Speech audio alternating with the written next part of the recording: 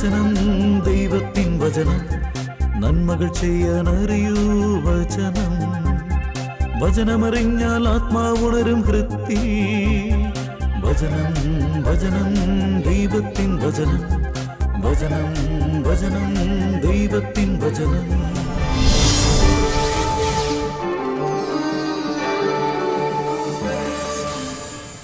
ഇവൻ ഈ അതിർത്തി മാതിരി തുടങ്ങിയിട്ട് കുറെ കാലങ്ങളായി. വേലി കെട്ടിയിരിക്കുന്നതേ ചുമ്മാ കുറച്ച് പരുത്തിപ്പത്തിലോണ്ടാണ്. അതവൻ പൊക്കിയെടുത്തിട്ട് എൻ്റെ പറമ്പിലേക്ക് കയറ്റി വെച്ചിരിക്കുന്നേ. അല്ല, ഈ അതിർത്തി കയറ്റി കെട്ടിയിരിക്കുന്നത് എങ്ങനെ മനസ്സിലായി? അവനെ പോലെ ഒരു ഭൂലോകം മണ്ടൻ. എൻ്റെ വീട്ടിലെ അലക്കല്ലേ കോൺക്രീറ്റ് കെട്ടി ഞാൻ താത്തി വെച്ചേക്കണതാ. മിനിഞ്ഞാന്ന് എൻ്റെ കോമ്പൗണ്ട് ഉണ്ടായിരുന്ന ആ സാധനം ഇപ്പൊ അവന്റെ പറമ്പിൽ വെച്ചിരിക്കണം. അപ്പൊ അതിർത്തിയല്ല, അവൻ കോൺക്രീറ്റ് കെട്ടാണ് ഇളക്കി കൊണ്ടുവന്നേ അല്ലേ?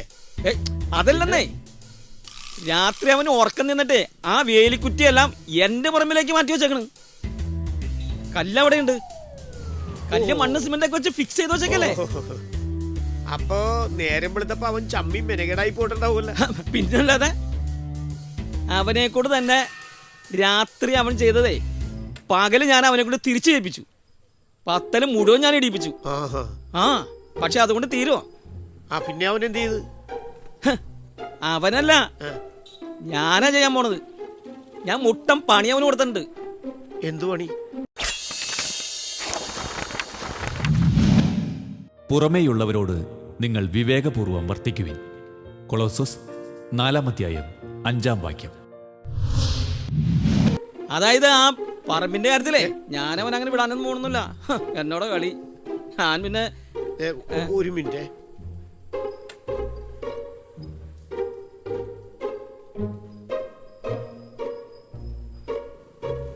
നീ പോരേട്ടാ, നീ ഇവിടെ നിൽക്ക്, ഞാനിപ്പോ പോരാ.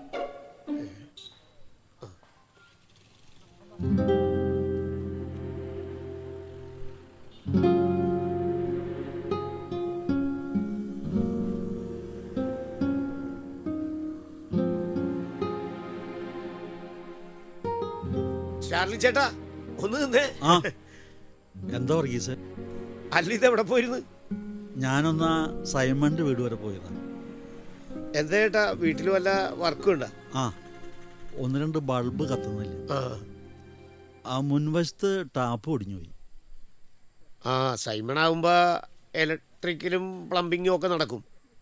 അതിനവനെ മൊബൈലിൽ വിളിച്ചാ പോരായിരുന്നു? മതിയായിരുന്നു. പക്ഷേ അവൻ്റെ മൊബൈൽ ഫോൺ എന്തോ കംപ്ലൈൻറ്റാ. ഓ, അത് ശരി. അപ്പൊ പിന്നെ നേരിട്ടില്ലാതെ പറ്റില്ലല്ലോ. അതെ, എങ്കിൽ ഞാൻ ചെല്ലട്ടെ വർഗീസേ. അല്ലേ ഏട്ടാ, അന്ന് പള്ളിയിൽ പോയിട്ട് അച്ഛനെ കണ്ടായിരുന്ന? അപ്പൊ നീ എന്നെ വിളിച്ചു നിർത്തിയതും വിശേഷം ചോദിച്ചതും ഒക്കെ ഇതറിയാൻ വേണ്ടിയായിരുന്നു അല്ലേ?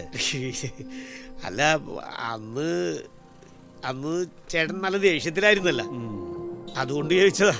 എങ്കിൽ നീ കേട്ടോ, ഞാൻ അച്ഛനെ കാണാൻ പോയി. പക്ഷേ അച്ഛനോട് ഉണ്ടായിരുന്നില്ല. അതുകൊണ്ട് അവിടെ കാത്തു നിന്നപ്പോ എനിക്ക് തോന്നി സംസാരിക്കണ്ടെന്ന്. അതുകൊണ്ട് ഞാൻ തിരികെ പോന്നു. ഇനി വല്ലതും നിനക്കറിയണം? അതെന്താ ചേട്ടൻ എന്നാ ഒരു കളിയാക്കിയ പോലെ? അല്ലാതെ പിന്നെ നിന്നോട് ഞാൻ പറഞ്ഞ കാര്യങ്ങള് വള്ളി പുള്ളി വിടാതെ നീ അപ്പ തന്നെ ആ ജോബിനോട് പോയി പറഞ്ഞില്ലേ? അല്ല, അത് പിന്നെ ചേട്ടൻ അന്ന് എന്നോട് പറഞ്ഞ കാര്യങ്ങളെല്ലാം ചേട്ടൻ എന്നോട് പറയാൻ കാരണം എന്താ? ഇത് ഞാൻ വഴി ജോബ് അറിയണം, അതിന് വേണ്ടിട്ടല്ലേ? അന്നത്തെ ആ ദേഷ്യത്തിനേ ചേട്ടൻ വായി തോന്നിയതൊക്കെ വിളിച്ചു പറഞ്ഞു. ഞാനത് അങ്ങനെ തന്നെ ജോബിനോട് പറയുകയും ചെയ്തു. പിന്നീടിപ്പോ ചേട്ടൻ അത് ശരിയല്ലെന്ന് തോന്നിയപ്പേ പറഞ്ഞ എന്നോട് ദേഷ്യം തോന്നുക എന്ന് പറഞ്ഞാൽ അത് സ്വാഭാവികമാണ്. എങ്കിൽ പിന്നെ നീ ഇതുകൂടി കേട്ടോ. നീ പറഞ്ഞറിഞ്ഞവൻ പള്ളിമുറ്റത്തെത്തി എന്നെ ഭീഷണിപ്പെടുത്തി പോരുകയും ചെയ്തു. എന്താ പോരെ? ഒരു വിശേഷം ചോദിക്കാൻ വന്നിരിക്കുന്നു. കാലത്ത് തന്നെ ഇറങ്ങിക്കോളും വെള്ള ഷർട്ട് ഇട്ട് നാട് നന്നാക്കാൻ. അല്ല, ഇത് കൊള്ളാം. ഇപ്പൊ എനിക്കായി ഊറ്റം. അവരപ്പനും മോനും തമ്മി തല്ലുക എന്ന് പറഞ്ഞു കഴിഞ്ഞാ ആർക്കാണ് സന്തോഷം തോന്നാത്തത്?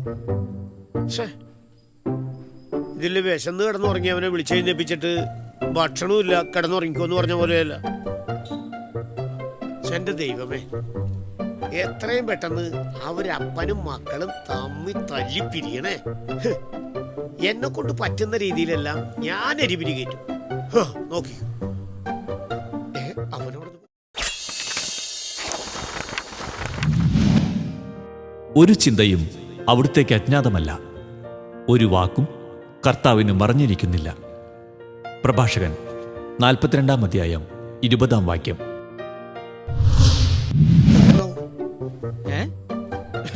എന്റെ അടുത്ത് ആ പോയത് ചാർലി ചേട്ടനല്ലേ? അതെ. ആ, എന്താ പോലെ അത്യാവശ്യമായിരുന്നോ? എന്തത്യാവശ്യം? അയാളും അയാളുടെ മക്കളും തമ്മിലേ മുട്ടനുടക്കാണ്. ഓ, ഒരു ദിവസം ഞാനൊന്നും ചോദിക്കാതെ തന്നെ അയാൾ അയാളുടെ കുടുംബകാര്യങ്ങളും മക്കൾ രണ്ടുമായിട്ടുള്ള പ്രശ്നങ്ങളും ഒക്കെ പറഞ്ഞു. എന്നിട്ട് ഈ രണ്ട് മക്കളെയും കോടതി കയറ്റുമെന്ന് വരെ അയാൾ എന്നോട് പറഞ്ഞതാ. ഓ, നമുക്ക് പിന്നെ മറ്റുള്ളവരുടെ വഴക്ക് കാണുക, തമ്മിത്തല്ലൽ കാണുക, അതിൽ അഭിപ്രായം പറഞ്ഞ് എരിവിരി കയറ്റി സംഗതി കൂടുതൽ വഷളാക്കുക, ഇതൊക്കെ എനിക്കൊരു കാര്യമാണ്. ഇപ്പൊ ഞാനുണ്ടല്ലോ അയാളുടെ പ്രശ്നം എന്തായെന്നൊന്ന് ചോദിച്ചതിന് അയാൾ എന്നോട് ചൂടാകണം. ആവേശത്തിൽ എന്നോട് നേരത്തെ പറഞ്ഞ കാര്യങ്ങൾ ഓർത്തിട്ടേ ഇപ്പൊ കുറ്റബോധം തോന്നുന്നുണ്ട്. അത് ഞാൻ ചോദിച്ചപ്പോഴേ അയാളുടെ മുഖം ഉണ്ടല്ലോ ബ്ലിങ്കസി ആയിപ്പോയി. അല്ലേ തന്നെ മറ്റുള്ളവന്റെ പ്രശ്നത്തിൽ നമുക്ക് എന്താ ആത്മാർത്ഥത? ഞാൻ പറഞ്ഞില്ലേ, മാക്സിമം എരിപിരി കയറ്റി ഇടങ്ങേറാക്കുക, അത്രേ ഉള്ളൂ. അല്ല, നീ മറ്റവനിട്ട് എന്തു പണിയാ കൊടുക്കാൻ പോണെന്ന് പറഞ്ഞ? നീ മാറിയേ, ഞാൻ പോട്ടെ. അല്ലടാ അല്ലടാ, ഈ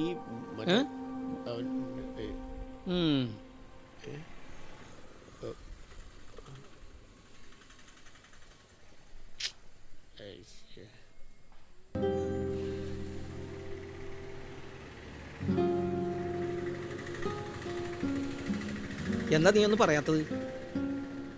ഞാൻ എൻ്റെ കാര്യം നടത്താൻ എൻ്റെ ഇഷ്ടത്തിന് വേണ്ടി മാത്രമല്ല, നിനക്ക് വേണ്ടി കൂടിയാണ് അപ്പൻ്റെ അടുത്തും അമ്മയുടെ അടുത്തും ഇങ്ങനെയൊക്കെ പറഞ്ഞതും ഉടക്കിയതും. അതെന്താ ചേട്ടാ ചേട്ടൻ അങ്ങനെ പറഞ്ഞത്? അല്ല, നാഴികയ്ക്ക് 40 വട്ടേ അപ്പനും അമ്മയും പോകുന്നിടത്തും ആ വീട്ടിലൊക്കെ ചെന്നിട്ടേ ആ വീടും സ്ഥലവും വിൽക്കാൻ ഞാനാ പ്രശ്നം ഉണ്ടായിക്കൊണ്ടിരിക്കുന്നതേ. ഇതൊക്കെ അപ്പനും അമ്മയും കാണുന്ന സ്ഥലത്തും വീട്ടിലൊക്കെ വെച്ച് ഞാനും ചോദിക്കുകയും സംസാരിക്കുകയൊക്കെ ചെയ്യുന്നുണ്ട്.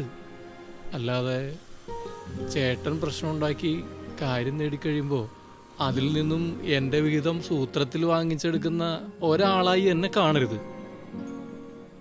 ചേട്ടന് വിശ്വാസമില്ലെങ്കിൽ ചേട്ടൻ വാ, നമുക്ക് ഒരുമിച്ച് പോയി ചോദിക്കാം. അതൊന്നും വേണ്ട. കഴിഞ്ഞ ദിവസം കൂടി പള്ളിമുറ്റത്ത് വെച്ച് കണ്ടിട്ടേ 2 പേർ കൂടി കണക്കിന് കൊടുത്താണ് ഞാൻ. ആ, അത് ഞാൻ അറിഞ്ഞു. അത് ഞാൻ ചേട്ടനോട് വിളിച്ചു ചോദിച്ചിരുന്നാണല്ലോ. അപ്പൻ വികാരി അച്ഛനോട് നമ്മുടെ കാര്യം പറയാൻ പോകുന്നു വർഗീസിനോട് പറഞ്ഞ ആ സമയത്തല്ലേ?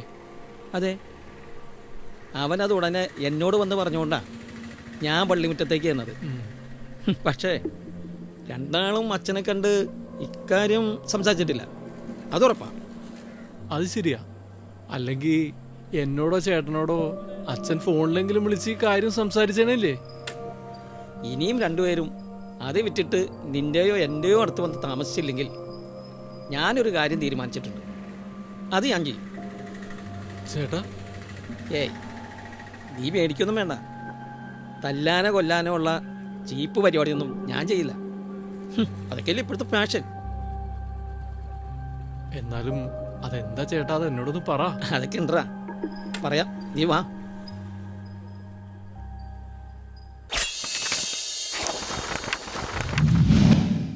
അമ്മയെ മഹത്വപ്പെടുത്തുന്നവൻ നിക്ഷേപം കൂട്ടിവെക്കുന്നു.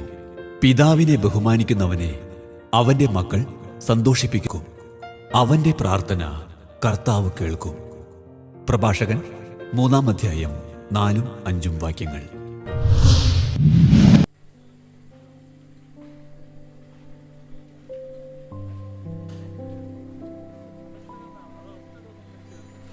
എടാ നീ കയറിക്കോ. ആ ജോസേ, ആ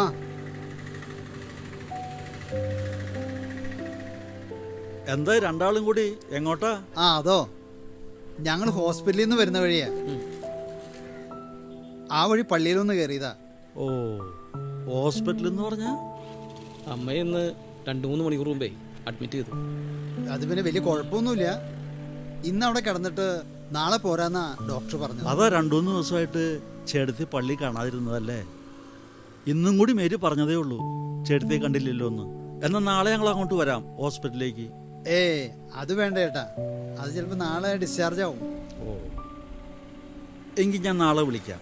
ആ ശരി ചേട്ടാ. ഓ ആ ശരി. ഞങ്ങൾ ചെല്ലട്ടെ. ശരി. ആ പോടാ.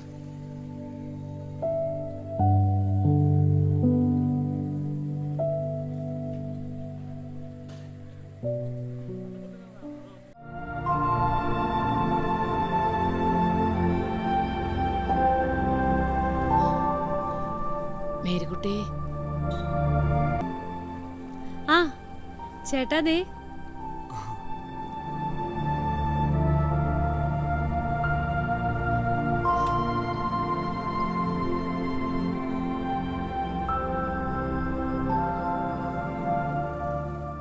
വാ ചേട്ടത്തി.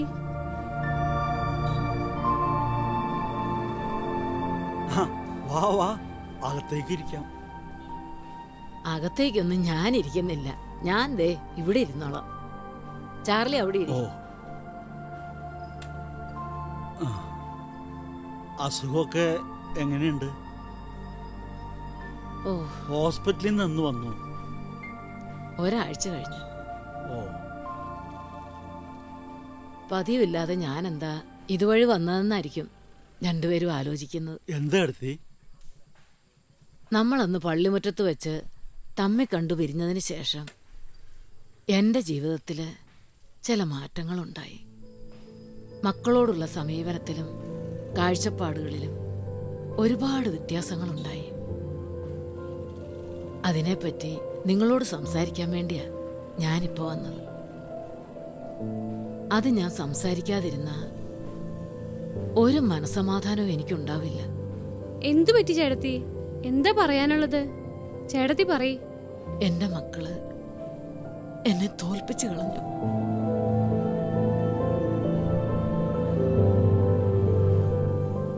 മക്കളെ പേടിപ്പിച്ചും മിരട്ടിയും കൂടെ നിർത്താൻ ശ്രമിച്ച ചേട്ടത്തിക്ക് ലാളിച്ചും സ്നേഹിച്ചും മക്കളെ കൂടെ നിർത്താൻ ശ്രമിച്ച ഞങ്ങളുടെ അതേ അനുഭവം ഉണ്ടായി അല്ലേ? അല്ല ചാർലി, മേരി, ഉം. പള്ളിനടയിൽ വെച്ച് ഞാൻ നിങ്ങളോട് പറഞ്ഞതെല്ലാം മാറ്റി പറയണമെന്ന് എനിക്ക് തോന്നി. അതാ ഞാനിപ്പോ വന്നത്. സ്വത്തും പണവും മക്കൾക്ക് കൊടുക്കാതിരുന്നാൽ മാത്രമേ മക്കള് നമ്മളെ അനുസരിച്ച് കൂടെ നിൽക്കൂന്ന് ഞാൻ അന്ന് നിങ്ങളോട് പറഞ്ഞു. ഇനി മുതൽ നിങ്ങളോടൊന്നല്ല, ആരോടും ഞാനത് പറയില്ല. യഥാർത്ഥ ദൈവസ്നേഹത്തിൽ വളർന്നു വരുന്ന ഒരു മക്കൾക്കും അതിന് കഴിയില്ല എന്ന് എൻ്റെ മക്കൾ എനിക്ക് പഠിപ്പിച്ചു തന്നു. സ്വത്തിനേലും പണത്തിനേലും ഒക്കെ അപ്പുറമാ എൻ്റെ മക്കൾക്ക് എന്നോടുള്ള സ്നേഹമെന്ന് ഞാൻ അനുഭവിച്ചറിഞ്ഞു ചാർലി. കർത്താവിൻ്റെ ദാസൻ കലഹപ്രിയനായിരിക്കരുത്. എല്ലാവരോടും സൗമ്യതയുള്ളവനും യോഗ്യനായ അധ്യാപകനും ക്ഷമാശീലനുമായിരിക്കണം. എതിർക്കുന്നവരെ അവൻ സൗമ്യതയോടെ തിരുത്തണം. 2 തിമോത്തിയോസ് 2-ാം അധ്യായം 24-25 വാക്യങ്ങൾ.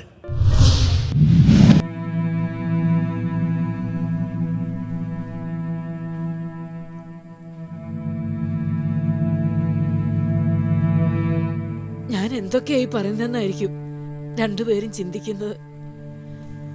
കൃത്യമായി പറഞ്ഞ 2-2.5 മാസം മുമ്പ് എനിക്കെന്തോ കുറച്ച് നടന്നു കഴിഞ്ഞാലോ എന്തെങ്കിലും പണിയൊക്കെ ചെയ്തു കഴിഞ്ഞാലോ വല്ലാതെ അങ്ങ് കിതയ്ക്കുകയും ശ്വാസം മുട്ടുകയൊക്കെ ചെയ്യുന്നു. മക്കളെ ഒന്നും അറിയിക്കാതെ ഞാൻ നേരിട്ട് ഹോസ്പിറ്റലിൽ പോയി ഡോക്ടറെ കണ്ടു.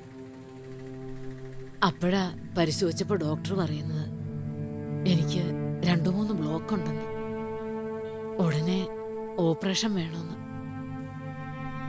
ഒരു നിമിഷം ഞാനൊന്ന് അമ്പരന്ന് പോയി.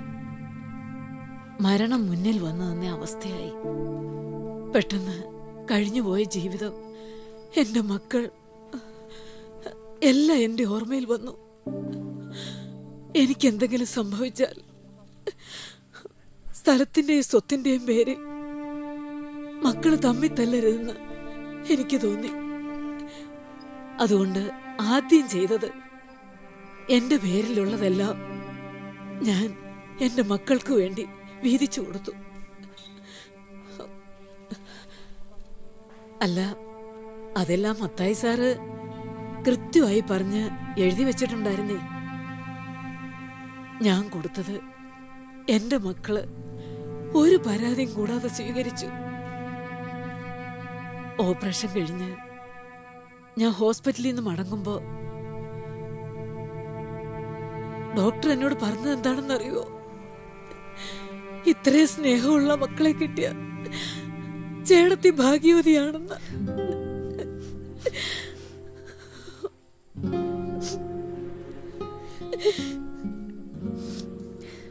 ഹോസ്പിറ്റലിൽ നിന്ന് പോകുന്നത് മുതൽ ഇപ്പോഴും എന്റെ മക്കള് സ്നേഹം കൊണ്ട് എന്നെ വീർപ്പ് മുട്ടിക്കുക. അപ്പോഴാ ഞാൻ ഓർത്തത്, എന്റെ ഉള്ളിലെ സ്നേഹം പുറമേ കാട്ടാതെ ഇത്രയും നല്ല മക്കളെയാണല്ലോ കർത്താവേ ഞാൻ സ്വത്തിന്റെയും പണത്തിന്റെയും പേരിൽ പേടിപ്പിച്ചും വിരട്ടിയും വഴക്ക് പറഞ്ഞുമൊക്കെ അകറ്റി നിർത്തിയതെന്ന്. ചാർലി, മേരി, എനിക്ക് പറയാനുള്ളത്, നിങ്ങൾ ചെയ്തതാ ശരി. വേണ്ട സമയത്ത് തന്നെ എല്ലാ മക്കൾക്ക് കൊടുത്തില്ലേ നിങ്ങൾ? അങ്ങനെ തന്നെ വേണം. സ്നേഹം, ബഹുമാനം എല്ലാം ഒന്നിന്റെ പേരിലും നഷ്ടപ്പെടുത്തരുത്. ഭീഷണിപ്പെടുത്തിയും വഴക്ക് പറഞ്ഞും നേടാനുള്ളതല്ല ഇതൊന്നും. അത് ഉള്ളിന്റെ ഉള്ളിൽ നിന്നും തനിയെ തോന്നി തരാനുള്ളതാ. നമ്മൾ ആത്മാർത്ഥമായി കൊടുക്കുന്നതേ അത് പെരുമഴയത്തെ മലവെള്ളപ്പാച്ചില് പോലെ തിരികെ ലഭിക്കും. എനിക്ക് ഇത്രയും കിട്ടിയെങ്കിൽ നിങ്ങൾക്കും കിട്ടും ഇതിന്റെ 100 ഇരട്ടി. ദൈവത്തിൽ വിശ്വാസമർപ്പിച്ച് നന്മ ചെയ്യുക. അപ്പോൾ ഭൂമിയിൽ സുരക്ഷിതനായി വസിക്കാം. കർത്താവിൽ ആനന്ദിക്കുക. അവിടുന്ന് നിന്റെ ആഗ്രഹങ്ങൾ സാധിച്ചു തരും. സങ്കീർത്തനങ്ങൾ 37-ാം അധ്യായം 3-4 വാക്യങ്ങൾ.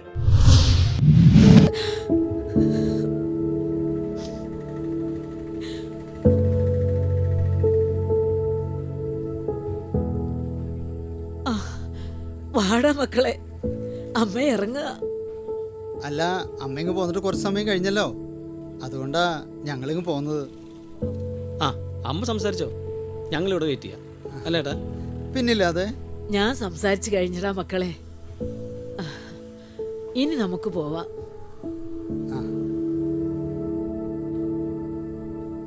അമ്മേ, സൂക്ഷിച്ച് പതുക്കെ. നിങ്ങൾ ഇടവും ബലവും കൂടെ ഉള്ളപ്പോ ഞാൻ എന്തിനാടാ മക്കളെ പേടിക്കും? ശരിയേട്ടാ ചേച്ചി. വീണാലും നിങ്ങൾ താങ്ങില്ലേ?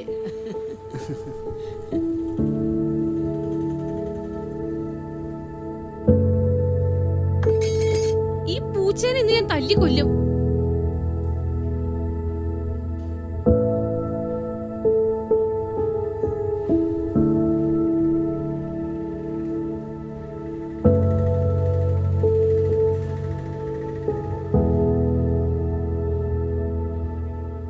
അവര് അമ്മയും മക്കളുടെയും സ്നേഹവും സന്തോഷവും കണ്ടോ? അത് കണ്ടും കേട്ട് നിന്നപ്പോ തന്നെ ആ ചേടത്തി പറഞ്ഞത് കേട്ടോ? നമ്മുടെ മക്കള് നമ്മളെ പെരുമഴയത്തെ മലവെള്ളപ്പാച്ചില് പോലെ സ്നേഹിക്കുന്നു, അതും 100 ഇരട്ടി. മരിക്കുന്നതിന് മുമ്പ് അങ്ങനെയൊന്നും ഉണ്ടാകൂടി? നമ്മുടെ മക്കള് നമ്മളെ സ്നേഹിക്കൂടി?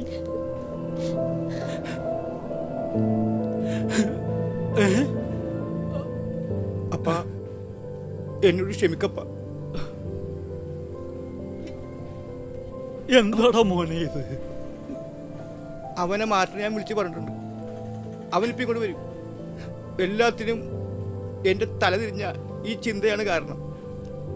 ഇപ്പൊ തന്നെ ഇവിടെ ഒളിച്ചു കയറി അപ്പൻ്റെ ആദരവെടുത്ത് കീറിക്കളയാൻ വേണ്ടിയാണ് ഞാൻ ഇങ്ങോട്ട് വന്നത്. ആ ചേർത്തി പറയുന്നതെല്ലാം ഞാൻ അകത്ത് നിന്ന് കേൾക്കുന്നുണ്ടായിരുന്നു. ഇനി ഒരിക്കലും ഞാൻ ഒന്നിനും ഇല്ലപ്പ.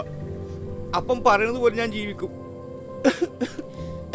എന്റെ മോനെ, നീ അപ്പനെ കരയിപ്പിച്ച് കളഞ്ഞല്ലോടാ. എടി ഇങ്ങനെ മിണ്ടാതെ നിൽക്കാതെ എന്തെങ്കിലും ഒന്ന് പറയടി. ആ ഇപ്പൊ പൂച്ചയാണെന്ന് കരുതിയേ എന്റേന്ന് നല്ല അടി കിട്ടിയനെ.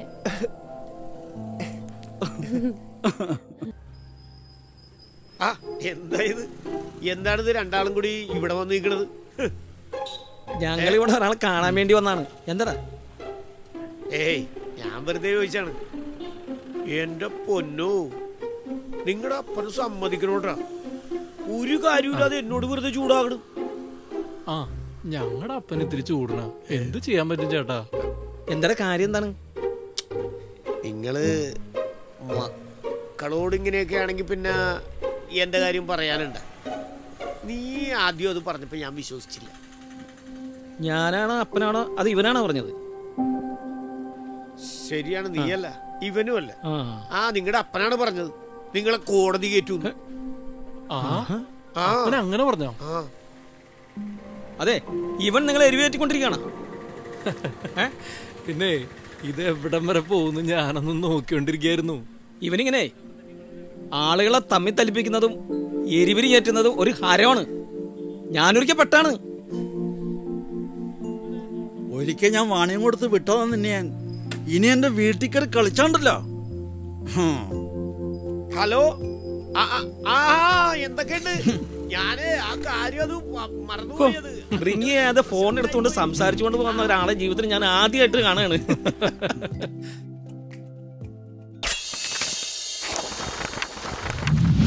ദുഷ്ടരെ കണ്ട് നീ അസ്വസ്ഥനാകേണ്ട. ദുഷ്കർമ്മികളോട് അസൂയപ്പെടുകയും വേണ്ട. അവർ പുല്ലുപോലെ പെട്ടെന്ന് ഉണങ്ങിപ്പോകും. സങ്കീർത്തനങ്ങൾ 37 അധ്യായം 1 വാക്യം. നിങ്ങളുടെ വിലയേറിയ അഭിപ്രായങ്ങളും നിർദ്ദേശങ്ങളും ഞങ്ങളെ അറിയിക്കുക. ദി പ്രൊഡ്യൂസർ, വചനം പറയുന്നത്, divine vision, divine retreat centre, Muringoor PO, Chalakudy 680309. Phone 8891952600. Email വചനം പറയുന്നത് @gmail.com.